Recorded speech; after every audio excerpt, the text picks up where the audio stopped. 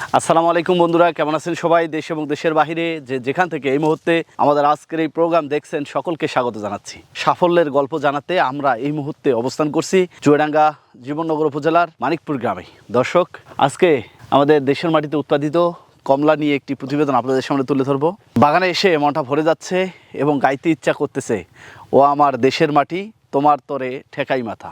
এই কথাটি বলার অর্থ এটি, আমাদের দেশের মাটিতে কি অপরূপ সুন্দর ফল ফসল উৎপাদন হচ্ছে সেটি আমরা বরাবরই আপনাদের দেখে আসতেছিলাম। এর ধারাবাহিকতায় সজল ভাইয়ের আজকের এই বাগানে আসা সাউথ আফ্রিকার কমলা আমাদের দেশের মাটিতে বাম্পার ফলন হয়েছে। গাছের গোড়া থেকে শুরু করে আগা পর্যন্ত ভরপুর ফলন এবং ফলের সাইজ শেপ অসাধারণ দেখতে। আমরা আজকে এই সুমিষ্ট ফল চাষ নিয়ে কথা বলবো উদ্যোক্তা সজল ভাইয়ের সাথে। তার এই সাউথ আফ্রিকান কমলা চাষের গল্প আপনাদের জানার চেষ্টা করবো। আশা করছি ভিডিওটি না টেনে পুরোটি দেখবেন। যারা কমলা মালটা নিয়ে কাজ করতে চাচ্ছেন তাদের জন্য ভিডিওটি গুরুত্বপূর্ণ হবে। চলুন শুরু করা যাক।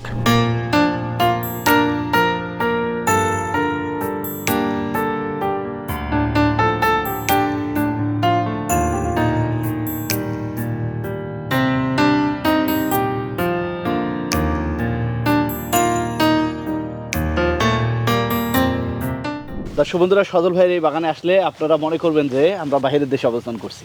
আমার পেছনে যে বিশাল বড় বড় গাছ দেখতে পাচ্ছেন, ফলে ভরপুর, এটি হচ্ছে কমলা, কিন্তু আমি নাম জানি না, ভাইয়ের কাছ থেকে জানবো। আসসালামু আলাইকুম। ওয়ালাইকুম আসসালাম। কেমন আছেন ভাই? আলহামদুলিল্লাহ ভাই। আমাদের কমলা দেখে কি মনে হচ্ছে ভাই? আলহামদুলিল্লাহ, আমি তো মনে হচ্ছে যে বাইরে আমরা অবস্থান করছি। জি জি জি। একবারে এত বড় বড় গাছে এত ভরপুর কমলা দূর থেকে দেখা যাচ্ছে। এটা কোন জাতের কমলা? এই জাতটা সম্পর্কে একটু আমাদের দর্শকদের।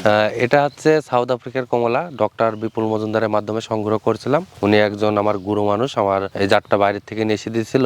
এটা আসলে আমাদের বাইরের থেকে যে কমলাগুলো আমরা খাই তার থেকে মিষ্টি ভাবও বেশি। তারপরে এটার ভিতরে একদম পুরো অরেঞ্জ কালার হয়। যে কোনো চাষ করতে হলে আপনার বুঝে শুনে করতে হবে, হয় সবার লাস্টে উঠতে হবে না ফার্স্টে উঠতে হবে। এটা হচ্ছে লেট ভ্যারাইটি। এটা যে সময় ওঠে সেই সময় বাংলাদেশের অন্য কোনো কমলা থাকে না। তা সেই জন্য এটার মার্কেট ভ্যালু খুবই বেশি। গাছগুলোতে ফল তো অনেক ধরছে। এখানে বাগানে যতগুলো গাছ আছে প্রতিটা গাছে এইভাবে ফল ধরে আছে। কোনো গাছে 150 কেজি আছে, কোনো গাছে 100 কেজি আছে, কোনো গাছে 200 কেজিও ফল আছে এই বাগানে। গাছের বয়স কেমন? এখানে আপনার গাছ পর্যায়ক্রমে লাগানো ভাই। এখানে আগে একটা বাগান ছিল, সেই বাগানের ভিতরে আমি প্রথমে পরীক্ষামূলক 57টা গাছ লাগাইছিলাম যে আমাদের বাংলাদেশের আবহাওয়াতে বাংলাদেশের মাটিতে কেমন হয়।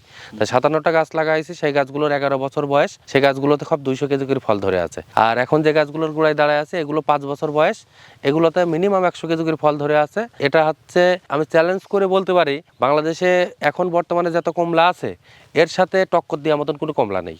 এর বাজার ভ্যালুটা কেমন? বাজার ভ্যালু এটা হচ্ছে আপনার লেটে ওঠে সময় 200 টাকা কেজি পাইকারি বিক্রি করে যায়, 190 টাকা 200 টাকা। আচ্ছা, তো আপনি তো দীর্ঘদিন থেকে সাইট্রাস নিয়ে কাজ করতেছেন, এখানে অনেক ধরনের কমলা মালটা রয়েছে। এটা সম্ভাবনা আমাদের দেশে কি দেখতে পাচ্ছেন? সম্ভাবনাময়। আমাদের কমলাটা 15 বছর 20 বছর আগে কেউ চিন্তাও করেনি যে আমাদের বাংলাদেশে হচ্ছে হবে। তা আমি এখন আমার টার্গেট যে আমি 2030 সালের মধ্যে আমাদের যে ইনপোর্ট করে প্রতি বছর 23,000 কোটি টাকার হচ্ছে কমলা বাইরের থেকে নিয়ে আসা হয়, ওইটা আমি বন্ধ করতে চাই। যে আমাদের বাংলাদেশের মাটি সবুজ শ্যামলের মাটি, বাংলাদেশের মাটি সোনার চেয়েও খাঁটি। তা বাংলাদেশের মাটিতে এর আগে কোনো জাত এমনি ভালো ভালো জাতগুলো যে বাইরের থেকে নিয়ে আসা কৃষি অফিসাররা নিয়ে আসবে, আমরা করে খাবো। কিন্তু দেখেন বাংলাদেশে গবেষণাতে কিন্তু কৃষি গবেষণাতে হাজার হাজার কোটি কোটি টাকা হচ্ছে খরচ করছে, কিন্তু তারা কিন্তু আজও পর্যন্ত কোনো একটা জাত আমাদের মতন কৃষকদের কিন্তু উঠাই দিতে পারেন আমাদের হাতে। আর আমি একটা মাতৃগাছ ওরকম 30,000 20,000 25,000 করে মাতৃগাছ আমি কিনছি বাইরের দেশ থেকে, কিন্তু ওইগুলো আমরা পরীক্ষামূলক আগে টেস্ট করছি যে আসলে আমাদের বাংলাদেশে কেমন হয়। এটা ওইটা দেখার পরে আমরা হচ্ছে আপনার ওইটা নিয়ে কাজ করতে চাচ্ছি, ওইটা নিয়ে কাজ করছি যে আমরা প্রতি বছর এরকম 15টা 20টা করে নতুন নতুন ভ্যারাইটি ছড়াচ্ছি এমনি বাংলাদেশের মাটিতে, যে এই জাতগুলো যাতে সম্প্রসারণ করা যায় বাংলাদেশে প্রতিটা জেলায় প্রতিটা জায়গায়। ধান পাট আখ চাষ করে কিন্তু মানুষ ক্ষতিগ্রস্ত, কিন্তু এই ফল এইগুলো হচ্ছে হাই ভালো চাষ, এগুলো যদি করা যায় এগুলো আমাদের চাষি ভাইরা লাভবান হবে। বিঘা প্রতি কয়টা গাছ লাগানো যায় এবং 1 বিঘা জমিতে যদি এই ধরনের একটা বাগান গড়ানো যায়, সেক্ষেত্রে এখানে দেশের কৃষি উদ্যোক্তারা আর্থিকভাবে কতটা লাভবান হতে পারে? খরচটা কেমন হবে? এখন হচ্ছে আপনার সফলতা একবারে আসবে না, সফলতা নিতে হলে আপনাকে ধৈর্য ধরতে হবে। তা আমাদের হচ্ছে এই গাছগুলো আমরা বেশিরভাগ মিশ্র বাগান করি। আমরা 12 ফিট অন্তর অন্তর হচ্ছে কমলা লাগাই, আর 12 ফিটের মাঝ দিয়ে আমরা 6 ফিটের পেয়ারা লাইন দিই। আমরা সাথী ফসল হিসেবে পেয়ারা দিলে কি আমাদের এই জমিগুলো সব লিজ নিয়ে, তারপর আমাদের প্রতি মাসে আমাদের প্রতিষ্ঠানে আছে 5.5 লাখ টাকা শুধু লেবার খরচ দিতে হয়। তা আমাদের যদি পেয়ারা চাষ থাকে আমরা দেখা যাচ্ছে ওই পেয়ারা সাথী ফসল হিসেবে থাকলে ওখান থেকে জমি লিজের খরচ মেকআপ করতে পারছি, ওখান থেকে আমরা হচ্ছে আপনার ওষুধ খরচ সেভ করতে পারছি। আমরা ওখান থেকে দেখা যাচ্ছে পেয়ারা বিক্রি করে লেবার খরচ দিতে পারছি। আমাদের পেয়ারা সাথী ফসল হিসেবে থাকলে আমাদের লাভ হয় ভালো। বর্তমানে এই গাছগুলোতে এবছরে কি পরিচর্যা করেছিলেন যার বদলতে এত সুন্দর ফলন হয়েছে? এটা পরিচর্যা সাধারণত আহামরি কোনো কিছু নাই। এটার খেয়াল রাখতে হবে যে সময় ফুল ফোটে ওই সময় হচ্ছে আপনার কোনো পানি ব্যবহার করা যাবে না। ফুলের 2 মাস আগে থাকতে খাবার দেওয়া বন্ধ করে দিতে হবে। বিশেষ করে হচ্ছে মালটা কমলাতে মাকড় লাগে, তাই মাকড়ের জন্য আমরা অ্যাবামেকটিন বেনজয়েড গ্রুপের ওষুধ ব্যবহার করি। যে সময় ফুল ফোটে সেই সময় কোনো স্প্রে করি না। যখন হচ্ছে মুসুরির দানার মতন একটু বড় বড় হয় সেখানে আমরা ছত্রাকনাশক লাঠিবো, অ্যামিস্টাপ টপ এই গ্রুপের ওষুধগুলো ব্যবহার করি। করলে দেখা যাচ্ছে গাছে প্রচুর পরিমাণে ফল হয়। আর তাছাড়া আহামরি এইভাবে ব্যয়বহুল খরচ নাই কমলা চাষে। আমরা একটু ফল একটা দেখি, দর্শকদের দেখাই কেমন হয়েছে। আমরা একটা হলুদ দেখে ছিঁড়ি।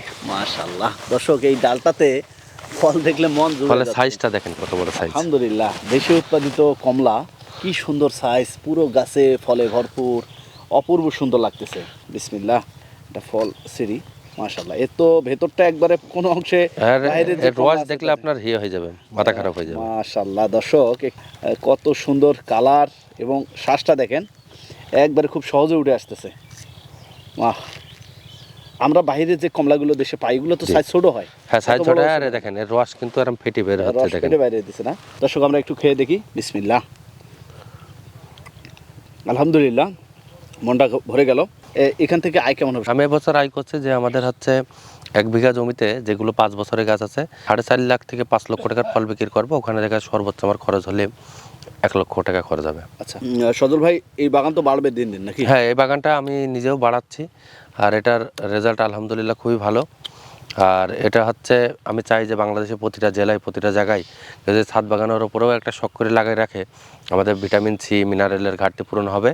আবার দেশে দেখা যাচ্ছে যে মালটা কমলার যে ভূমিকাটা, যে আমাদের বাইরের থেকে যত টাকার মালটা কমলা কিনে খাই, একজনের বাড়িতে ছাদের উপর যাতে একটা গাছ থাকে তাহলে দেখা যাচ্ছে তার পরিবারের চাহিদা পূরণ করতে পারবে, সে আত্মীয় স্বজন বাড়িও দিতে পারবে। আচ্ছা, আপনাকে অসংখ্য ধন্যবাদ, আমাদের মূল্যবান সময় দিলেন, অনেক ব্যস্ততা। আপনাকে অনেক ধন্যবাদ। দর্শক বন্ধুরা, কল্পনা করা যায় বাইরের দেশের মতো ফল এইভাবে ধরবেন, ছেঁড়ারও সুযোগ রয়েছে। এমনটা হচ্ছে সজল ভাইয়ের এই বাগানে। আমরা বরাবরই আপনাদেরকে সজল ভাইয়ের বিভিন্ন প্রোগ্রামের মাধ্যমে তার এই ফল চাষের গল্পগুলো জানাই। এই গাছটার এই খুঁটিটা না থাকলে হয়তো মাটি নুয়ে পড়তো। আগাগোড়া প্রত্যেকটি ডালেই ভরপুর এরকম ফল দেখতে পাচ্ছি। আমার সামনে গাছটা তো প্রচুর পরিমাণ ফল রয়েছে। বাইরের দেশের মতো আমাদের দেশের মাটিতে এখন এই ধরনের ফল উৎপাদন হচ্ছে। আপনারা যারা ফল চাষ নিয়ে পরিকল্পনা করতেছেন, এই ধরনের সজল ভাইয়ের বাগান ভিজিট করে আপনারা সরজমিনে এই চাষটিতে উদ্বুদ্ধ হতে পারেন।